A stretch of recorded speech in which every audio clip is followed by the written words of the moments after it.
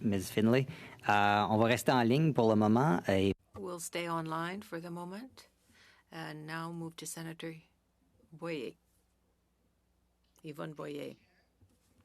Chair, and welcome, Madam Justice Obonsawin. As co-chair and on behalf of the Indigenous Senators Working Group, we'd like to thank you for taking the time to meet with us today and to congratulate you on this historical nomination. We're beyond thrilled that one of our Indigenous sisters has been nominated to the Supreme Court of Canada. We've come a long way, but we've only really just begun. I'd also like to congratulate you on your recent PhD, and I'm glad you just expanded on it a little bit because that's something that I wanted to talk to you about. And I also know that the Supreme Court hears about 55% criminal law cases. So how do you see the Gladue principles blending and enhancing the access to justice for Indigenous people? And how can the Supreme Court influence the lower courts to implement these important principles? Well, I can't comment specifically on how the Supreme Court can influence, but I could tell you that it's definitely a consideration that's mandatory under the code, and that has to take place in when we're doing sentencing and bail hearings. So that's mandatory under the code, and it's not, I may want to do it one day depending on the facts and may not. It's an obligation that's required of every judge who sits, especially in sentencing and bail hearings. Mm-hmm.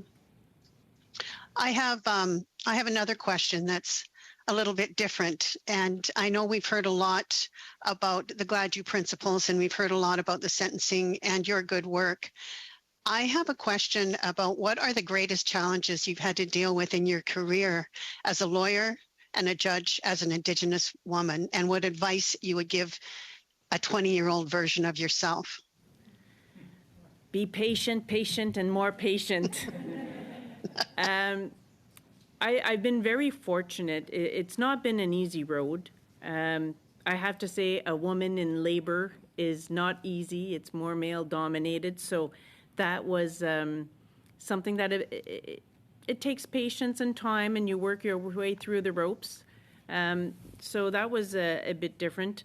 As an Indigenous person, I've been quite fortunate, but I will tell you about an experience I had sitting on court the day after there was a comment that there was a senator in the States called Pocahontas, and I was sitting in court that day.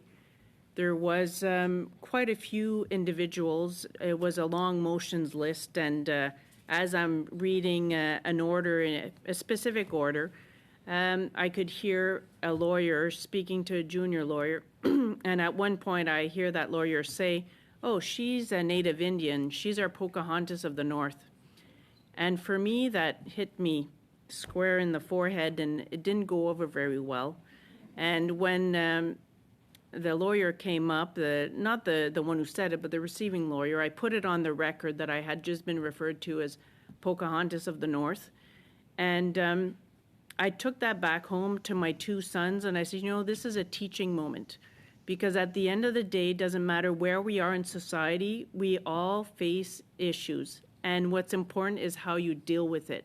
And how do you have to speak out when that happens. And I was happy that I put it on the record. And then afterwards, I dealt with it in other ways. But I think when these types of situations and discrimination happen to us, we have to respond, and we have to make sure that we're vocal and tell them that it's not right, because otherwise it just continues. Thank you. Yes, it does.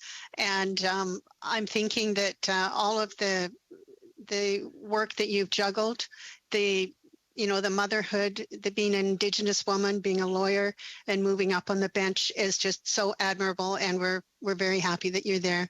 So thank you. Thank you from all of us. Thank you very much. Thank you, Senator Boyer.